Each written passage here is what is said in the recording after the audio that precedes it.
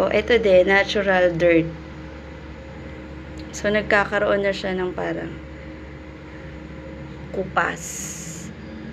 Swerte nito dahil walang agnas. Pero, yung original color niya was blue.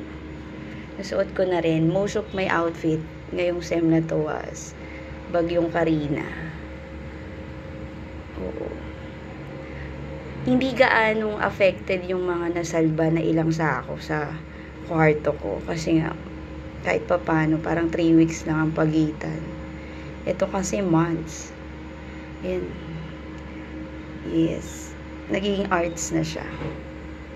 O, diba? Yan sinasabi ko, kapag marunong ka, dumiskarte, may magagamit ka. And beside, binili ko to na hindi ko pa nasusuot. As in, ganun ako karaming outfit.